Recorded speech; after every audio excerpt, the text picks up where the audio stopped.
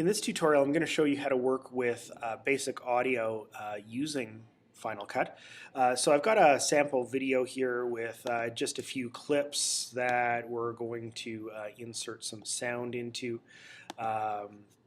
So the basic thing that you're going to be doing probably is using different audio clips that you've already got recorded to put into your project. So I've got two here. One is a piece of voice that I'm going to insert here. It was the turn of the century, see, and everyone was looking for a piece of the pie. Okay, that's amazing. So what I'm going to do is insert this into the movie. There's a couple different ways. One that you can do that's fairly nice is dragging this over onto the canvas and then putting it in as an overwrite. Do not put it as an insert because it's going to move everything over. So I'm going to put an overwrite. It displays this down here. Now I want to put this river walk in. I could either drag it down onto its own line here,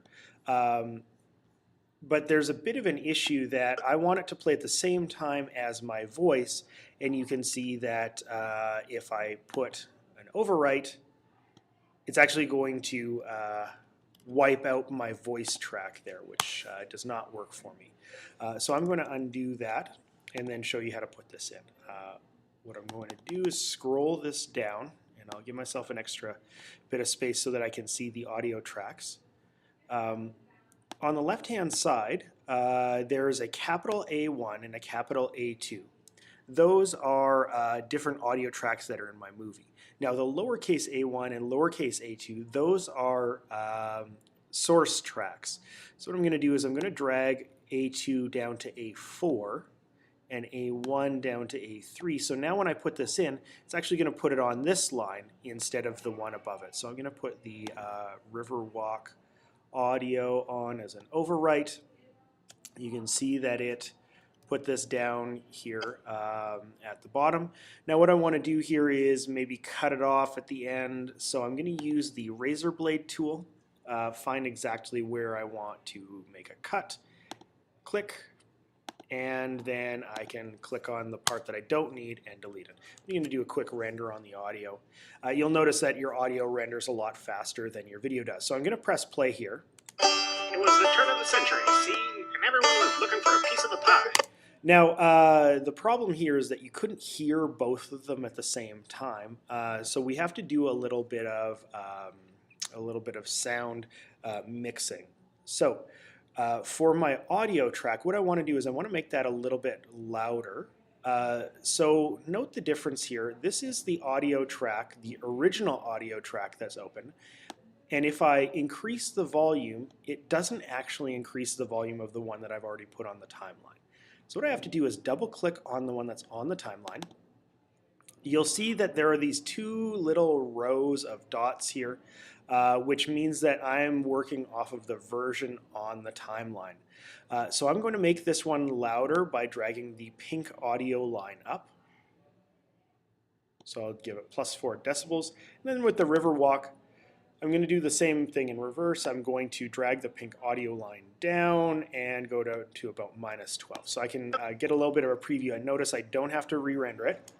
It was the turn of the century, see, and everyone was looking for a piece of the pie. Okay, so that's pretty good. So I've got these two things working really well. So what I'm going to do is I'm going to also show you how to do some sound recording on here. And I'm going to put this on the theater line. So I'm going to drag my sources back up because I want this to go on. I'm imagining that these first two ones would be my voice track. And then another thing that I can do is I'm going to mute the Riverwalk for now, just so that I don't have to hear that audio. So in order to get the voiceover track put in here, you go to the Tools menu and pick Voiceover. And then you get this voiceover little box here. You can see by the green line that it is listening to me right now. Here's where you'd want to pick your microphone. You could also change the volume level that it's recording you at. What you don't want to do is have your voice showing up in the red a lot, because then it's going to be very loud and buzzing. So I'm just going to clap a few times. You can see that that went into the red, and I wouldn't want to record that. It's often a good idea not to number them specifically. You could put your own piece of text here for the name of this track. But I'm just going to go ahead and record just to show you what happens. Gives you a little 5-second countdown. And that's my movie.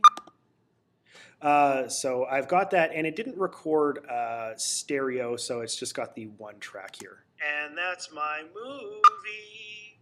Okay, so that will work, and I can put the Riverwalk back in just to hear how that sounds. And that's my movie.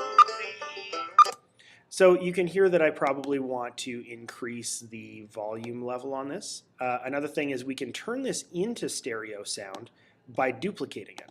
So what I'm going to do is I'm going to select it, edit, copy, and I'll just make sure that the time or the playhead is a little bit further, and I'm going to go edit, paste, and then if I line these two up, I've got stereo sound.